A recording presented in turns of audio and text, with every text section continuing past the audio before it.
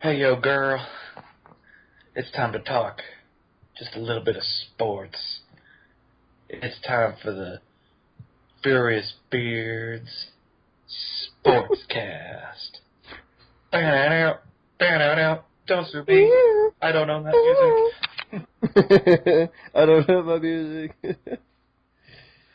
Welcome, ladies and gentlemen. It's Sports Talk with Sweet Nothing. That would be me. And of course, my beardly, furious, and equally sexy co-host, Sl33pr. Hey, nation. It's not 142 decibels, but it's a decently loud cheer. I can make it 142 decibels if we need to. Let's not. Let's talk at 142 decibels, shall we? Because that's a great thing to lead off with today. Last night, our Kansas City Chiefs reclaimed the loudest stadium in the world record from those posers out in Seattle. Goddamn posers. Get back to your fucking grunge music, goddammit. Quit caring about football. That's right, middle America, the loudest.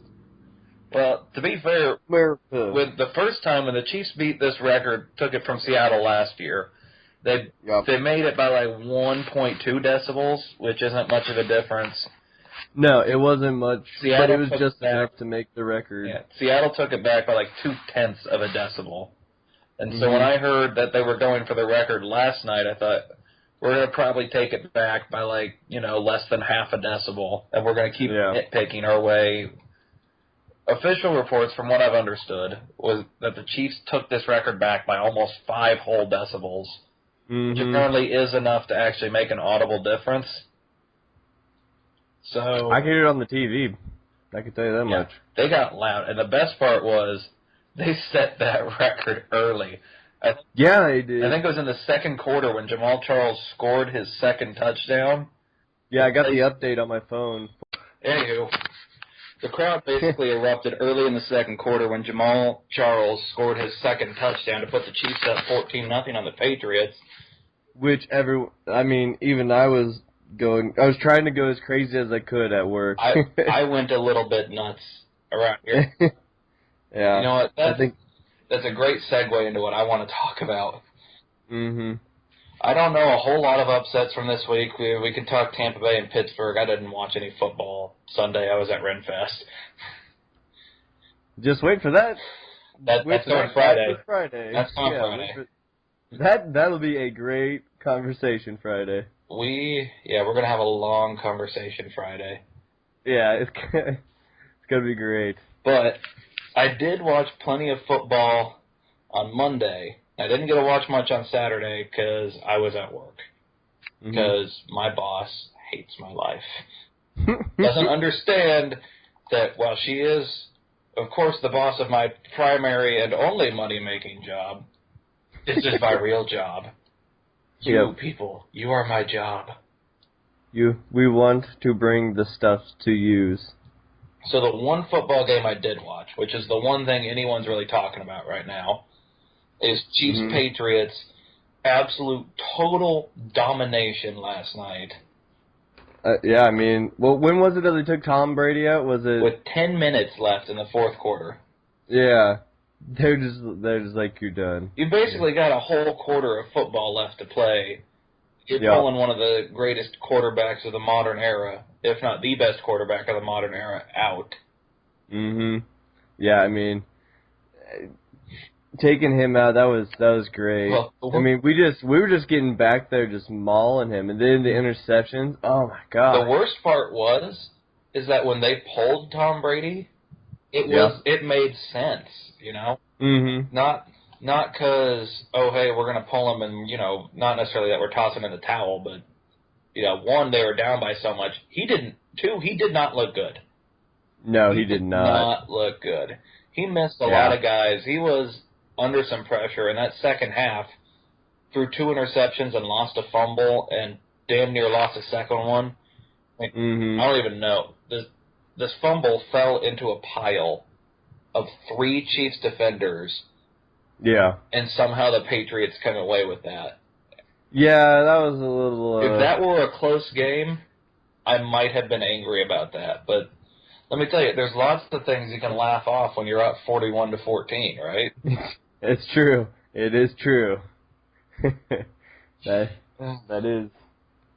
is something that you can do. Is absolutely surprising to me. I thought, we both, for the record, we both picked the Chiefs to win because, yes. Apparently that was not an unpopular choice watching Monday Night Countdown. Really? Most of them picked the Chiefs to win. I don't know how, I don't know why, but, apparently we weren't unpopular, but I did not expect to see them win like that. Yeah. I did not. Yeah, neither did I. To just go in there and just blow it up. Well, the ESPN does this tie-in with Madden. Every year they'll use the latest version of Madden. Oh, to simulate games and try and predict the winner. Mm-hmm. So their Madden simulation had the Chiefs winning 14-10. Yeah. Here's the thing I hate about them using that simulator is that they can change up stats for no reason. Yeah. Well, they could do whatever they want. Never mind. To make it seem like the other team's gonna. And who says they didn't do other ones like that before? Yeah. And they just picked that one because that one was the best, evenly neutral one that they got. And never mind the fact that their Madden simulation this week blatantly had Eric Berry making an interception. He didn't play. No. He was not playing. Let me tell you, that Chiefs defense, holy cow, all right? We've got Yeah.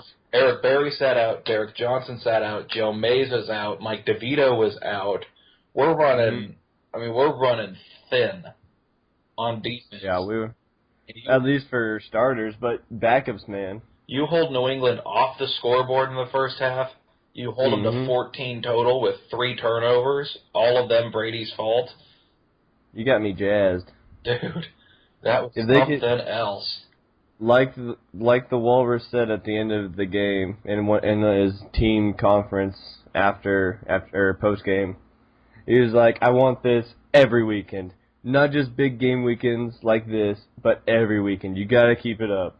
And by God, I hope they keep it up, because that was some exciting football. That was fun, but we mentioned Tom Brady's 3 interceptions, and I think that's a nice segue into one thing I want to talk about, just briefly. I don't want to start any wars here or nothing. I mean, figurative. We're not starting any literal wars, but I don't want to start any holy wars or anything. Metaphorically. Here's my problem. Tom Brady's second interception of the night was picked off by Hussein Abdullah. Oh, yes. Got taken back for a touchdown. Mm-hmm. At which point he bowed to the ground. And he kind of slid into the end zone on his knees and then went down. Yeah. Yeah, he did one of those slides, but I'm okay with the knee slide. He was already in the end zone. And then he went on to doing what you were about to say. Yeah. And then he went down on his knees into a Muslim prayer position. Yeah. At that point, and then he came right back up, though. You could see the ref throw a flag at that point. Yeah. And that was an unnecessary flag. Yeah. Because in a league where we're praising Tim Tebow as whatever the hell Tim Tebow is. Nothing. Yeah. Absolutely nothing. It feels wrong. Tim Tebow celebrates to God, and he gets sponsorships and a deal with the SEC network and ESPN, and Hussein Abdullah prays to his God and celebrates to his God after a touchdown, and it's a penalty. Mm-hmm. That's my 2 cents on the matter. That's all I really want to say about it. That's like saying in the Greco-Roman times, like in Rome, when someone won a gladiatorial fight or something, and they prayed to a certain god instead of praying to someone else's. Yeah. That's what that would be. Yeah. Yeah. You totally think Jupiter instead of Mars. That was wrong. Yeah. Yeah. Don't pray to Zeus, you pray to Ares. Yep. Why'd you go and do that? For those of you curious, I'm keeping my Greeks and my Romans separate. Because that's how it should be. If there's any of you skeletal remains from that time period still around. Any sports fans who also happen to be nerds about mythology, guess what? Yeah. I'm your boy. I'm an adult. All right, let's move from talking games. I just got this new update off SportsCenter, and it ties into what I wanted to talk about because the Raiders yesterday continued to do Raiderly things, and God, I shed a tear of joy. They fired their coach midway through. All of my least favorite teams fired their coach this weekend. It's the most beautiful thing. It's so great. The Raiders got rid of Dennis Allen 4 weeks into the year. It's good timing, I guess, because they're on bye week. So they got this week.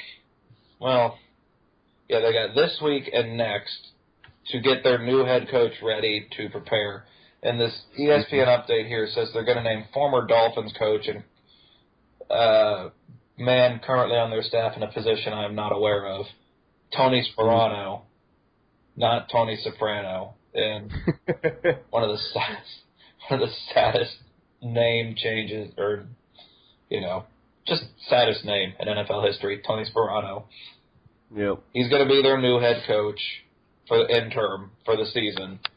Until they find a guy, they will probably just find someone who sucks.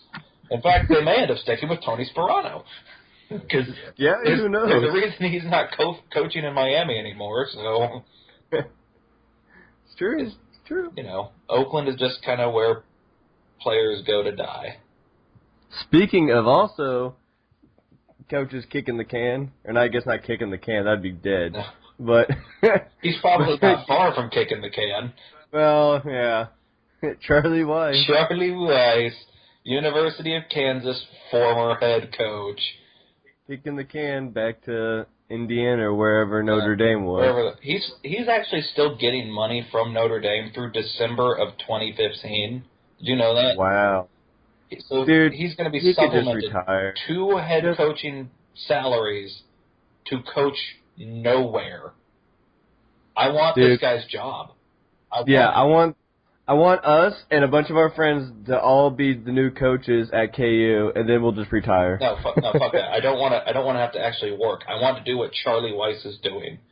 I want to get who said we had to paid work? millions of dollars every year to do nothing. I want to every sit week on my fat, lazy ass, eat some Twinkies, and think about all the wrong offensive strategies for my football teams that I like.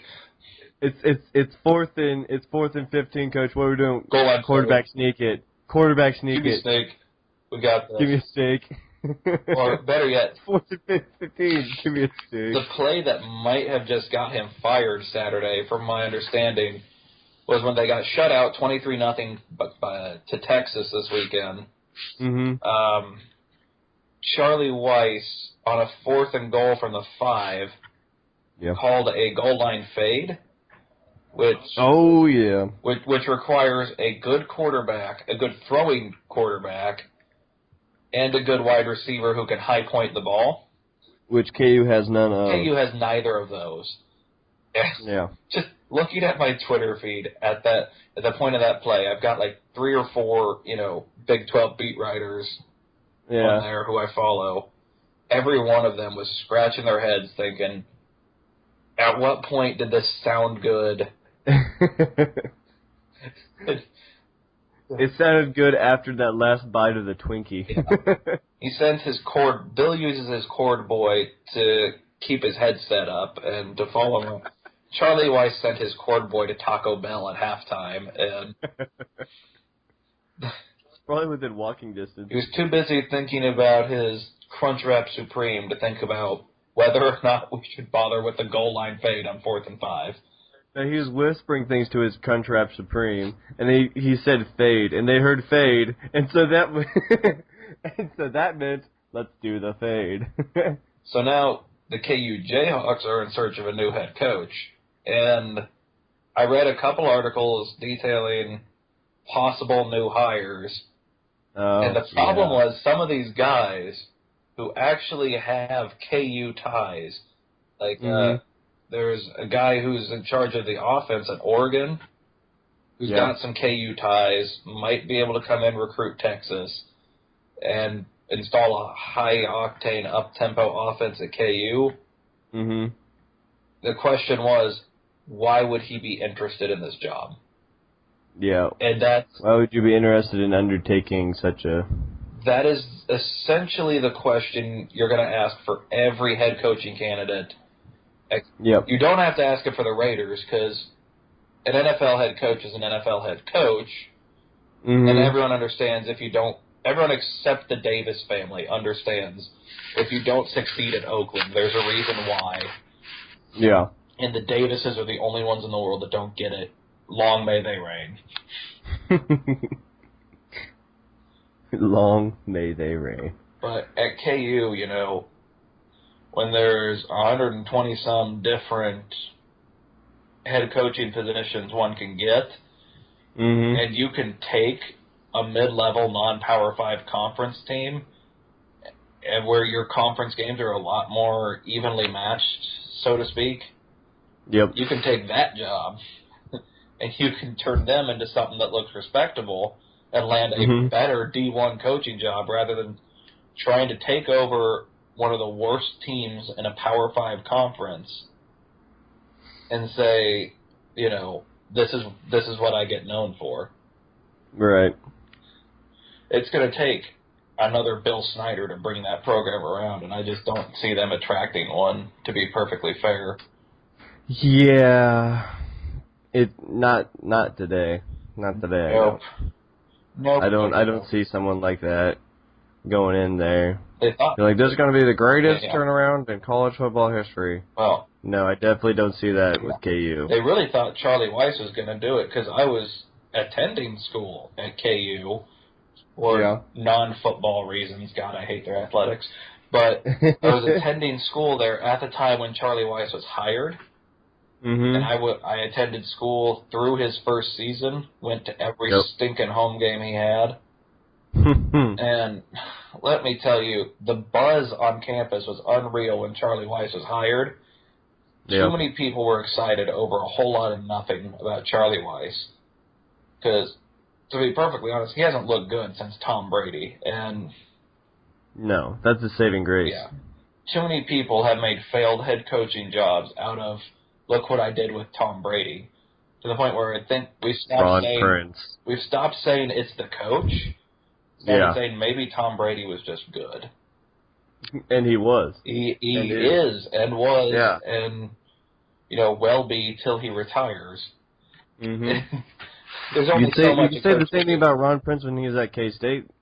Is that everyone thought good things about him and then kind of went down the crapper. Yeah, he took a lot of credit for stuff he really shouldn't have taken credit for. Yeah, like he had some great athletes and then was just taking all, that was all me. All me, dog. I tied that shoe. Look at Freeman? Yeah. Freeman, right? Yeah. That was the only good recruit he landed. Yeah. And then he stayed on that train till he had to get off. Yeah, well, Freeman and they both left at the exact same time, and you know what? Freeman should have stayed one more year. He should have stayed one more year. He could have been great under. If I recall, that year there was a lot of juniors in the draft, weren't there? Yeah. That was the year of junior quarterbacks going to the NFL. Yeah, well, no, it wasn't. He left because the year after was going to be a good quarterback draft, and he thought if he went now, he'd be one of the best in the draft. And yeah, now he ain't doing squat. He wasn't wrong. Let me look this up here real fast. I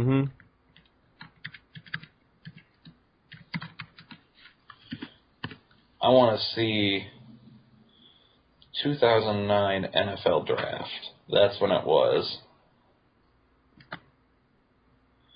And in round one, Josh Yeah. Freeman went 17th overall to Tampa Bay, who was coached by former K-State staffer Raheem Morris. Oh yeah, So that's right. that kind of, Forgot. ended up doing a lot of stuff there. Yeah. Yeah. About that. But let's see. In round one, that was the year Matthew Stafford went number 1 overall to the Lions. Mm-hmm. Oh, Jesus, you'll love this. That was the year the Chiefs drafted Tyson Jackson. Oh, God. Oakland drafted Darius Hayward Bay. Oh, God. Denver drafted Noshawn Moreno. Tampa Bay got Josh Freeman, making him the second QB off the board. No, third. Yeah. He was third off the board, because that was the year the Jets drafted Mark Sanchez.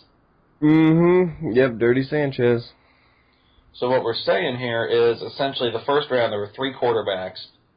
Only one of them still has a starting job in the NFL. Yeah. I mean, Freeman needed one more year to really understand and get better, because he was very rough. He was. I would say. Watching him at games, it was very rough. Yeah. He needed work. And, okay, here's how bad the quarterback drop-off was after Josh Freeman. The next quarterback went mid-second round to the Miami Dolphins, and it was Pat White from West Virginia. Old Pat White. And let's see, LaShawn McCoy that year went second round to Philadelphia. That was kind of a big deal. Where is the next quarterback in this? Yeah, that draft was just all around Okay, after Pat White, we drop all the way to the 4th round for another quarterback, and it's Stephen McGee out of Texas A&M going to Dallas. So he left that year thinking, he would be one of the best quarterbacks in the draft, and he wasn't wrong. The thing is, it would appear there was only one good quarterback in that draft. Yeah, and he wasn't one of them. Any Lions fans care to tell me I'm wrong? Go ahead. Yeah, come on, go ahead and say it. Everyone hates their quarterback a little bit once in a while. Yeah. So, let's see. Let's move away just a little bit from football. Just move a little bit away, Stan. There is a little bit of sports news and lesser-known sports that we should talk about. Mm-hmm. Earlier today...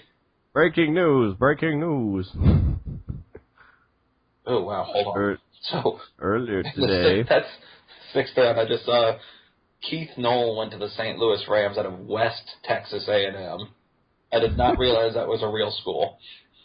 Neither did I. Anywho, so earlier today, man who has not been relevant since 2008. With weed. Weed. Oh, was that what his DUI was for? Weed? No, I thought he got in trouble for smoking pot. Oh, he did. But that was after the Olympics. I'm talking he broke the record for most gold medals in the Olympics, and that's why he's sports-worthy. Oh, yeah. Yeah, that's why he's sports-worthy. Michael Phelps, as you've all probably guessed by now, got busted for a DUI in, was it Baltimore? Yes. Yeah. Phelps arrested on DUI charge in Baltimore. And... talk about a career going down the shitter. Well, no. I mean, not necessarily. Unless he loses his sponsorships over this, the dude's not going to be making as much money anymore. He won't be able to have that 12,000-calorie diet. He's not an Olympian anymore. He wasn't going to do that anyways. He's not working out all the time. His Olympic career is pretty much, it was done after 2008. I can't even remember if he competed in 2012. I thought he did, but other people in the group were doing way better. He competed, and he did, yeah, you're right. He competed and he did well because he broke the total medal count. That was his official last Olympics. Because, Gotcha. I think he's going to be in his 30s for this one without looking it up. He's going to be in his 30s here. And, that really is, as not old as that is, at the tail end for an Olympian. To say you're one of the best athletes in the world, that is absolutely the tail end. Especially when everyone these days wants the newest, youngest, best athlete out there. And what does he have left to prove in the Olympics that he hasn't Nothing. already done? Nothing. Basically, all he would do to come back is for the joy. Yeah. Of being there. Kind of like Brett Favre. Yeah, Brett Favre going back to being a Favre and just throwing the ball around for a little bit. That's basically what it would be. He's not going to compete anymore, I don't think. And DUI is stupid. But as far as career down the tubes, I'd say his career was over to begin with. It is moronical. The dumbest mother lover you ever know. Hear, hear. If you know that reference, then you like us and our podcast. If you don't know that reference, love us anyways. We're desperate for your attention. We're Costco. We love you. Welcome to Costco.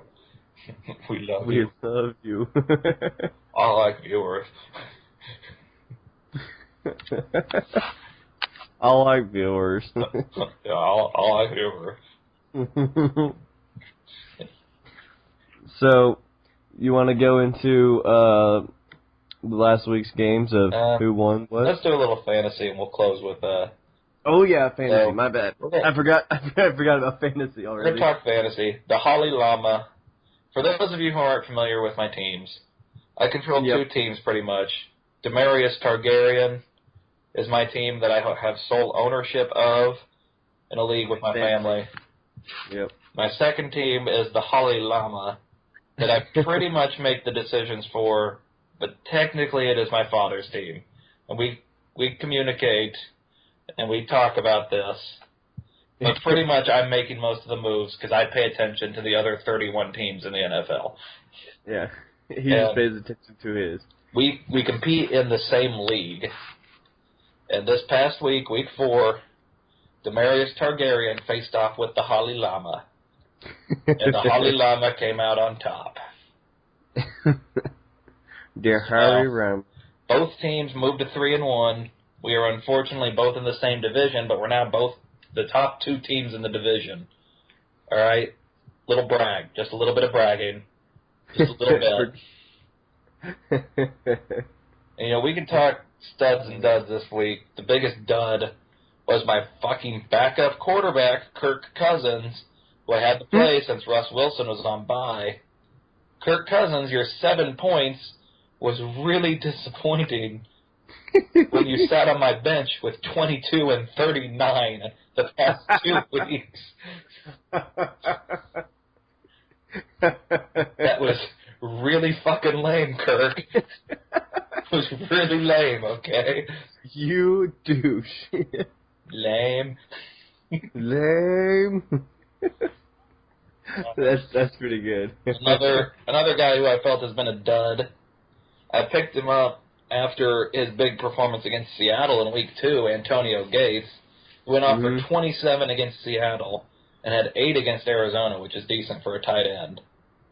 He then proceeded to score 0 against Buffalo and 3 against Jacksonville. While the guy on my bench, Delaney Walker, went for 5 and 14. Fantasy news, don't sit Delaney Walker anymore. Apparently, he's going off. Or he's going to go off. He's hot for a tight end, all right? Keep him that rolling. Hansel's so hot right now. He's about as hot as a tight end gets without being Jimmy Graham. But I'll tell you this much. Big pickups, if you need a running back, I got 3 names. Ben Tate from Cleveland. He's He's worth putting on your bench at the moment. If he plays, he'll probably do pretty well this weekend. Yep. And let's see. Running backs, I would also say, if you don't have him already, Matt Asiata from Minnesota, 3 touchdowns last weekend. Boom, boom, boom. His rushing total isn't great, and his backup, who was the third name, Jerick McKinnon, had a huge, huge day for almost 140 yards. But what we saw was Asiata getting most of the goal line carries. So with a rookie QB in Teddy Bridgewater, they're going to try and play run heavy. But if you go with McKinnon, keep in mind that Asiata is probably going to get the goal line carries. At the very least, put him on your bench. He's worth having.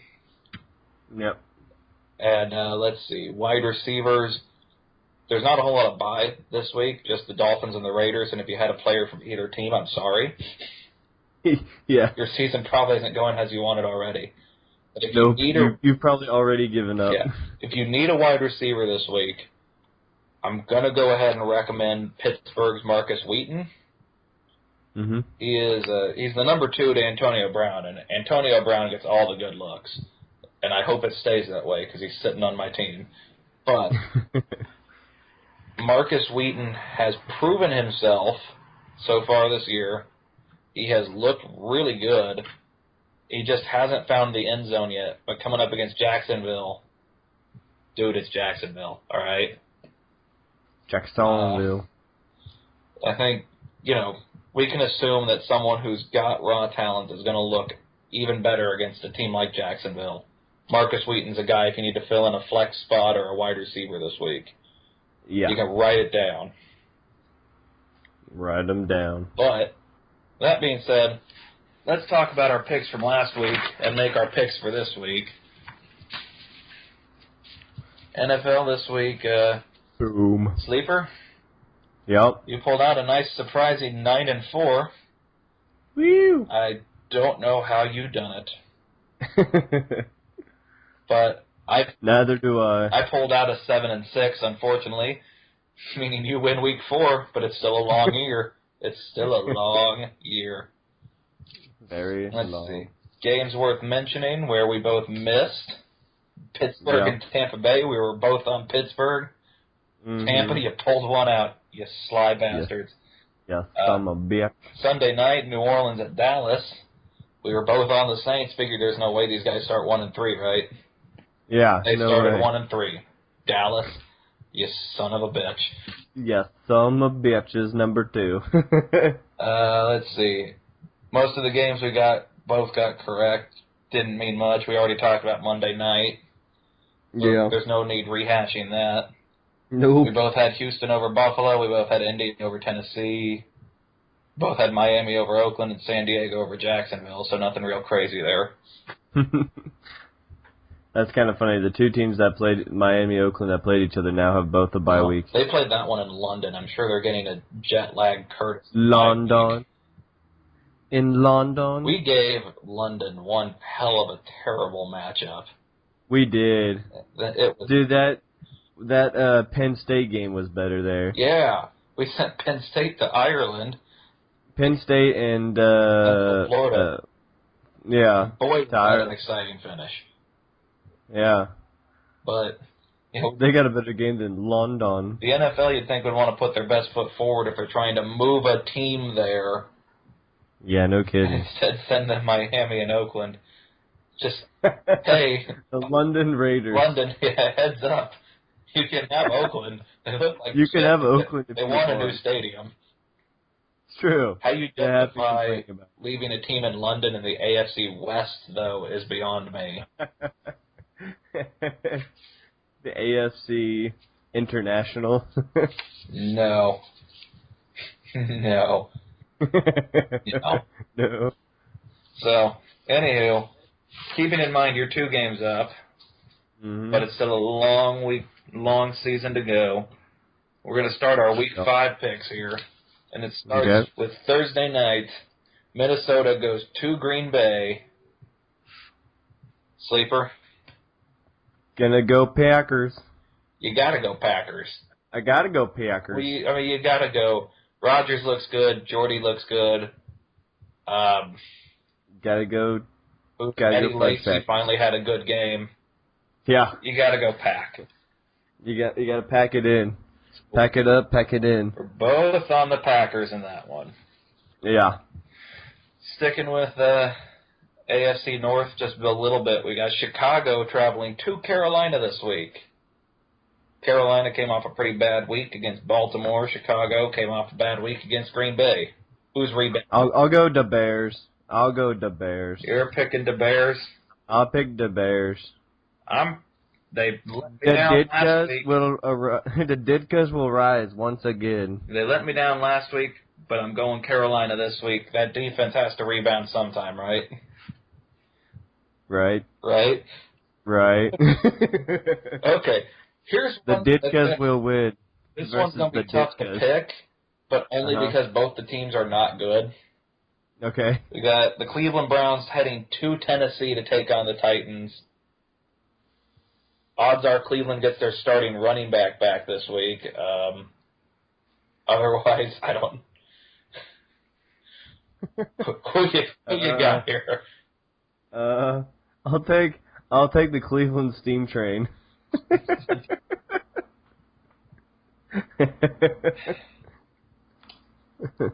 You know what? Cleveland has looked pretty good. Yeah. But I'm making a bold move here. I'm gonna pick the Titans at home.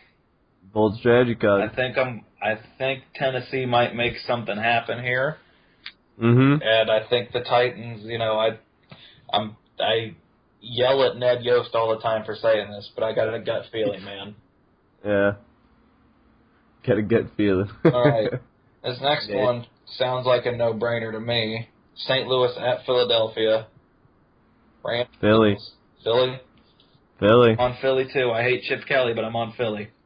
Yep. Got fucking Chip. Goddamn Chip. I'm tired of your bullshit, Chip. All right. Atlanta travels to the Meadowlands to take on the New York Giants. Who's taking on the Giants? Atlanta. Yeah. ATL. The Falcons. Ooh, I'll go Giants. Ooh. I was going to go Giants, and that's an upset pick. We're both on the Giants to upset the Falcons this weekend. Yep. I'll go Giants. That's Gigante. Ain't that something, huh? Ain't that a bitch? And the Falcons lost last week. Who the F did they lose to? Oh, they lost to Minnesota. That was one of those games. That was where you picked up a game on me last week. You called Minnesota over Atlanta. I don't know where that came from. All right. 2, 1, and 3 teams. Tampa Bay goes to New Orleans, playing in the Superdome. Oh, boy. New Orleans is about as bad as they're going to get. Tampa Bay just beat Pittsburgh. Dear God. I know.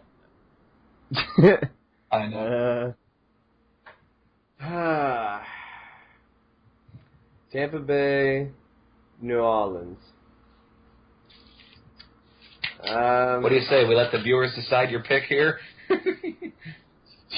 Yeah. I'll go Tampa Bay. All right, you're going Tampa Bay. I'll go Tampa. I'm going to take New Orleans in the Superdome. They roll at home, and I'm hoping they continue to do the same. All right. Yeah, if a viewer actually decided to comment below for me. You know what? Hey, viewers, we can start We can start the whole rankings over this week. If you guys want to comment on all of these games, I'll pencil you in, and we'll see if you can kick our ass. Yep, there you go. By popular vote. You decide by popular vote in the comments, all right? Yep.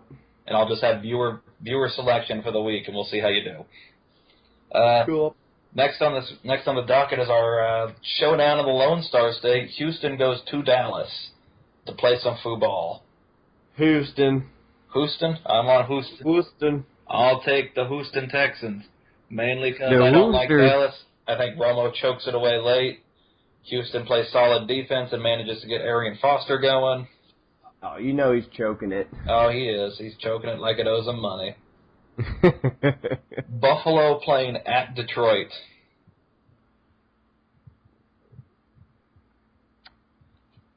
Dead silence. Oh, no. Buffalo is playing Kyle Orton at quarterback, by the way. Kyle Orton, hasn't done anything cool since he helped the Chiefs beat the undefeated Packers back when that was a thing. What was that, 3 years ago? I'll go Detroit. Yeah, I'm going Detroit. Detroit City rocks. Now, as much as I hate their baseball team, I'm so apathetic to their football team. Calvin Johnson needs a big day, though. He's been letting me down fantasy-wise. Here's a nice little rivalry. Baltimore goes to Indianapolis to play under the Sunday morning lights. Ooh. I'll go Baltimore. You going Balti? I'm going. Yep, I'll go Baltimore. Balto. Got it. I'm going to take the Colts. I like Andrew Luck. I like them at home. As much as they are becoming one of my least favorite teams when we make the playoffs, I'm picking the Colts. Time for some hug-it football. Now, here is going to be one of the closest games of the week. Pittsburgh goes to Jacksonville. Pittsburgh. I'll go Pittsburgh. Nothing else to say there. We're both on Pittsburgh. It's a nail biter. It's a nail biter. I'll tell you what. Both on Pittsburgh. Nothing more to say about that. Yeah. Now, it's a nail biter, but I'll take it. Here's a fun one. 3-0 Arizona goes to 2-1 Denver. Both coming off a bye week here. Broncos who? The Cardinals play the Broncos, and the Cardinals are the undefeated team here. I'll go Broncos. Haven't had a chance to talk about how Denver's not the best team in football, but... Nope. But I'll go... At home, I guess I'm going to go Denver. But I know Denver better than I know Cardinals, so I'll go Denver. I want it noted, I am not going to be surprised if Arizona walks away with a win. Mm-hmm. But I'm going to go Denver simply because of home field. Yeah. Now, here's one. The red-hot Kansas City Chiefs travel to face Alex Smith's former team, the San Francisco 49ers. Ooh. It's San Fran. Ooh. Well, I'm going to go Chiefs. I'm going to do it. As much as I hope you're right, I don't see San Fran letting us get the run game rolling. And that opens up all of our passing game. I'm going to take San Fran in this one, but I'm not happy about it. The New York Jets travel to take on the San Diego Superchargers. San Diego Superchargers. There's another nail biter for me. We'll go Chargers. Yeah, Chargers. Geno Smith does not have what it takes to go on the road and beat the Chargers. I don't. Nah. Sorry, G. 3-0 Cincinnati, 2-2 New England. On Sunday night, the Bengals take one of the league's best defenses up against an already rattled and shell-shocked Tom Brady. Who? Patriots who? Bengals. Oh, Patriots. Patriots, huh? Yep. I like Cincinnati. That defense continues to confuse and confuddle Tom Brady. All right. Monday night, last on the docket, you've got defending champion Seattle Seahawks against the Washington Redskins. The football Washington Redskins and not the company Washington Redskins. Yeah, not the Kickstarter company. Yeah, not the Kickstarter company. It's the Fuck football. you. Fuck you guys. The football Washington Redskins. That was a great episode. That was good. Yeah, by the way, side tangent right after this last one, but I will go Seattle. I'm going Seattle too. Kirk Cousins, I don't see it out of you. Seattle it is on the road. Alright, side tangent here for a second. I guess we're done. But anyways, we are awesome. I just want to point that out there. We're bad. We hashtag Goodellbot before we even knew that Goodellbot was going to be a real thing. Yeah. Hashtag Goodellbot. Any viewers from last week are going to remember that. Yeah. So, Out surprise, of here, about yeah. 20 hours later, South Park has a real name, verbatim, Goodellbot in their episode. To then which someone on Twitter decided to make an actual Goodellbot account. And has favorited. And then that Goodellbot relied on all of our tweets. Yeah. To tweet. It's got favorited every freaking tweet we tweeted post episode. Yep, favorited and retweeted. Yep. Just want to point it out there, out of just pure bullshitting, we came up with Goodellbot. I had a few alcoholic libations, some of which were stronger than the average beer. Stronger than the average beer. Boo-boo. Hey, boo-hoo. Give me some of that alcoholic beverage. And we just sort of BS'd into hashtag Goodellbot. Yep. And then it became an actual thing. And guys, I've never been more happier. I was pretty damn happy. I was pretty damn happy when I watched the episode and then that fucking happened. I was elated. Hey, you want to take a side pick this week, by the way? Remember, okay. I missed the first airing of South Park last week because I was watching the Royals, and that reminded me, Royals A's tonight, 7 o'clock Central, in Kansas City. Who are you taking? Royals or the A's? Lester against Shields. Royals. Royals. That's I will go Royals. Right. Fist bumping it. Skype just happy for you, being. Yeah, the Spike Lee fist bump. Oh, I said Skype. The Skype fist bump. But I think you said the Spike Lee fist bump. I don't want to know what that is, but it probably involves the New York Knicks. And then yelling at every other team. Ah! Ah! Ah! Because that's his thing. I'm Spike Lee. Yelling at, I can do whatever the hell I want. Ah! Apparently I can't scream right now. I left all my screaming at Renfest, which we'll talk about in the next episode. Yeah, on Friday. So look us up on the other channel, Mr. Sleeper Keeper for those. And then you, of course, will find all of the other 3 podcasts for our sports talk on this channel. Yeah. And I want to thank, by the way, just as we're getting ready to leave here. Yep. It's not the largest fan base in the world, but it's a solid one. It is. Every week, 9 to 10 views. I want to thank each and every one of you. Hey, if you leave your names in the comments, I'll be sure and shout you out. Oh yeah, yeah. If you've seen my Twitter before, I mean it forever will say follow or subscribe, and I will shamelessly shout you out. And it's true. Banana Shark. Well, we'll talk about that on Friday. On Friday, we'll talk about the Banana Shark and why that's so stupid. And the ridiculous name origin. Yeah, and then you telling me where that originally came from. But yeah, we'll get to that. But as always, I am Sweet Nothings. You can find my videos on this channel, which is pretty much a sportscast.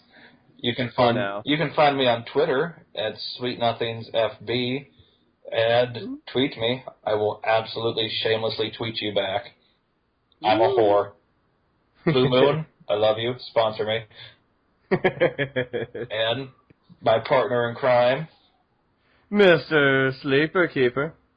You can find me at Sleeper Keeper. That is Sl33pr. You can find me on YouTube at Mr. with no period after the Mr. Sleeper Keeper.